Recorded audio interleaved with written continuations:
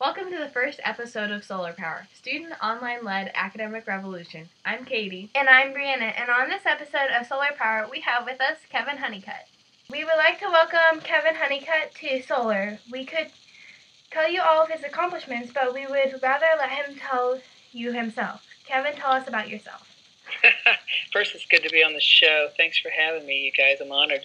I'm a staff developer and a tech integration specialist, a former art teacher, and I speak to schools around the world. I do a lot of keynote addresses and do a lot of breakout sessions, and one of my favorite things is talking to kids, helping kids strategize and think about how to become successful. I love to do that, so this is kind of a fun chance to talk to you guys.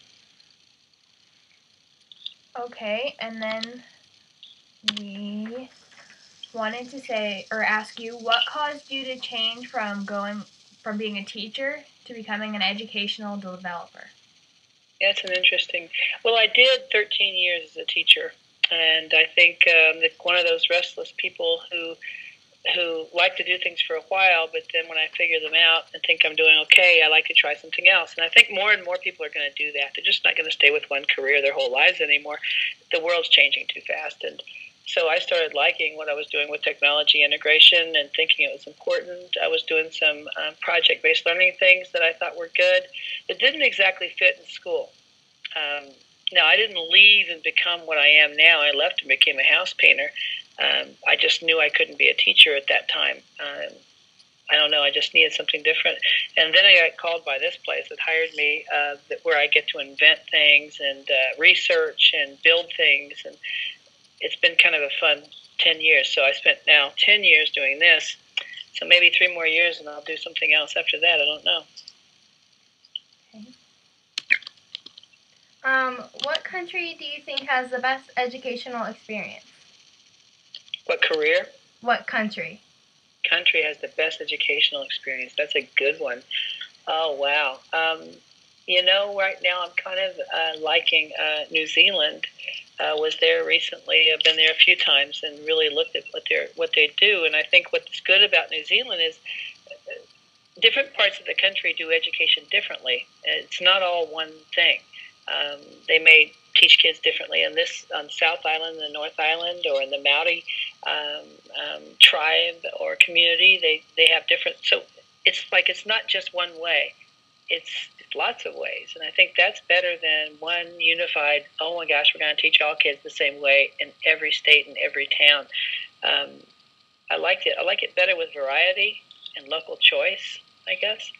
I'd say Netherlands, but lots of people. I think right now I like Australia and I like New Zealand because they're sort of got a frontier mentality, and they're really open-minded to try new things. They're not afraid to try new things. Okay. And how can the U.S. change our educational experience to make it the best? What a great question. How can the U.S. change the educational experience to make it the best? Well, do you have a day? There's a few things. I think we have to move away from prescribed one-size-fits-all education and go toward really teaching kids what they need to know, and working with kids to find out what they're best at and making education fit them. Not doing one-size-fits-all. Okay, so I think anything you can test with a bubble test probably isn't worth knowing. Anything you can test with a bubble test is Googleable, and we all have Google, so you don't have to memorize a million things anymore. I'm not saying there's anything wrong with knowing some things. More project-based learning, more projects that are aligned with real-world skills. It'd be good if kids graduated and could get a job. It's not just what you know, it's what you can do that matters. Like you girls right now are learning to do something, right? You're interviewing somebody. You're going to interview more people. But this isn't a regular. Not every school would have you guys doing this as part of a class, More choice, more creativity. We should have kids inventing and making things, not just copying and learning how to do what other people already did. That's okay and everything, but not for so long, darn it. You guys should be creating and being entrepreneurs and rehearsing that before you graduate. How's that? That's good. how do you feel that we can use technology, the new technology that's coming out, to better help our education? I think you absolutely have to. If this was the old days and we were moving west from the colonies, from the original colonies, we wouldn't use the tools of the colonies out west. We would use new tools because there are new realities out west. You would have to learn all those new things or you wouldn't survive. And we live in a world that has all of these new tools. And if you're not rehearsing them in school, where are you rehearsing them? How are you learning how to be successful with these tools if we're not using them in school? There should never have been a question whether or not we should use these in school. The question should have been, how quickly can we start using these in school? But school took a long, think about it, girls. School did not change for a long time. From the time we had prairie schools for 100 years, school was the same. You came to school, there was an expert who knew more than you. You keep your mouth shut and you pay attention and you'll get smart. There are books in the room. These are the only books, so you better go to those. That's Google, basically. Now look what you have. Anyone can learn anything they want to. Why would you not want that to be in school? You know what I mean? So I'm an advocate of using all of it as fast as we can because you kids are going to have to survive in that world. You better practice now. Okay. And we heard you say that you have traveled to New Zealand. Can you tell us about your trip and what all you did there? Well, I've spoken at a couple of conferences in New Zealand, and the last trip I went to 10 schools in 10 days. I traveled all over. I love New Zealand. Most people think of New Zealand as part of Australia, but New Zealand is its own country, and it right now in New Zealand is tomorrow. So when you travel to New Zealand, you're traveling into tomorrow, which is kind of weird in your head. I love their culture, and I love so much about New Zealand. Reminds me of the Midwest. There's dairy, there's farming, but there's also sustainability. When you live on an island, you've got to take care of your environment because it's a lot smaller. So they seem to live within their means. Cars are smaller, roads are smaller. I like the people. They're very friendly. They have the Maori culture was there before the place was colonized. And so there's that whole piece. So this is a piece of Maori jewelry that someone gave to me. This is a carved bone. And you'll see these patterns in a lot of their art. This looks like a plant that grows in New Zealand. It's this little fern that sort of coils up. And there's significance to all of their symbols. So we have Native American history and ancestry in this country, and they have Maori, or their original indigenous people. I think their country embraces the indigenous people a lot in education. They try to be very inclusive of the Maori culture. And so the big surprise for me was this whole other thing that I'd never known about, this culture and this history, and it really impresses and intrigues me. I like the people. A lot of them are British ancestry or Australian ancestry, and the dialect's interesting. They play cricket. Cricket's a big sport over there, and I went exploring cricket. It's nothing like baseball. That's what I found out. You have a wicket. You got to throw the ball, hurl the ball. You're a hurler, a bowler, bowler, bowler, right? Because you got the ball and you sort of bowl it toward the wicket, and then they try to hit it with the bat. And there's nothing like baseball. And of course, they like rugby. And the metric system is everything. So when you say inches, they say, how many centimeters is that? And what becomes clear to me is that in America, we're not so good at the metric system, most of us, at least people my age aren't. But I think that our cultures really align very well. I think that we're naturally sort of got some things in common about the way we think. I think it's really cool. The islands are beautiful. South Island it's where they shot Lord of the Rings. In the place where they shot, Hobbiton is on North Island. Is this gorgeous place. You have to see to believe. I mean, the hills look like they looked on that in the movie, but they actually built that whole place, and it's still there. You can go visit it. And in South Island, you have all the mountains and the beautiful environments they shot, a lot of the movie in.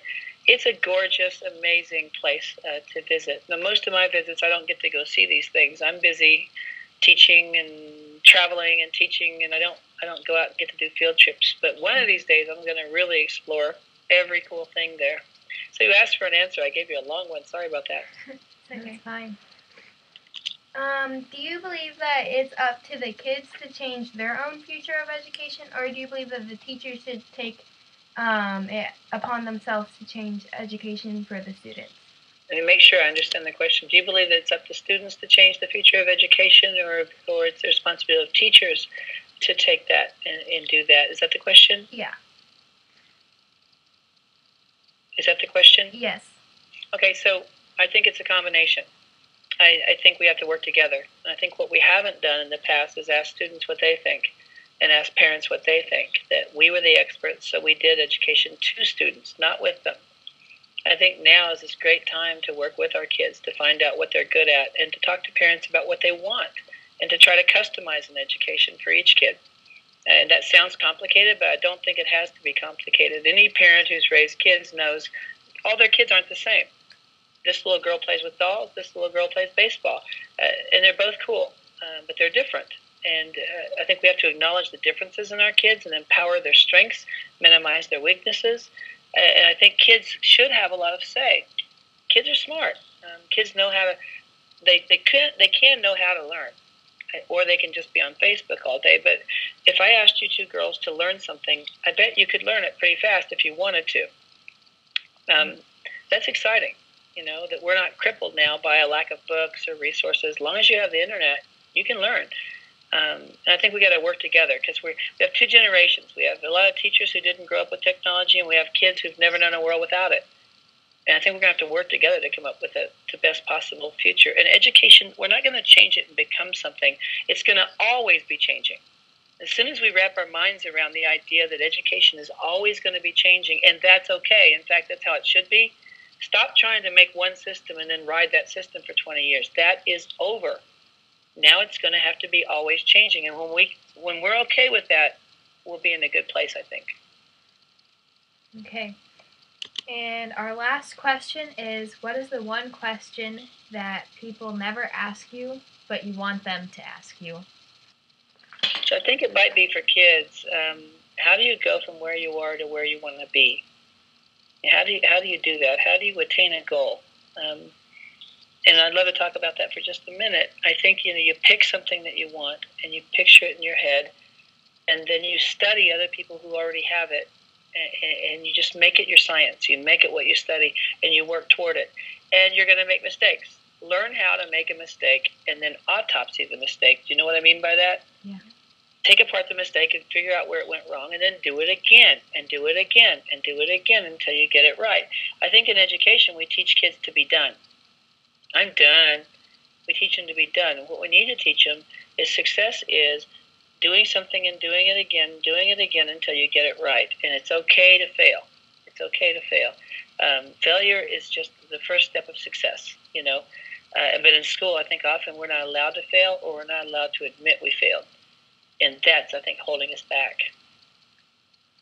We would like to thank Kevin Honeycutt for spending time with us on our interview. And to see more of him, check out his Twitter @KevinHoneycutt or his website www.kevinhoneycutt.com. To follow us on Twitter, check out @Kathleen_E1997 and Brianna_Matt. Or you can visit our website, studentsoftodayssociety.webs.com. You can also subscribe to our YouTube channel, Glitter Girl Studios. Thank you.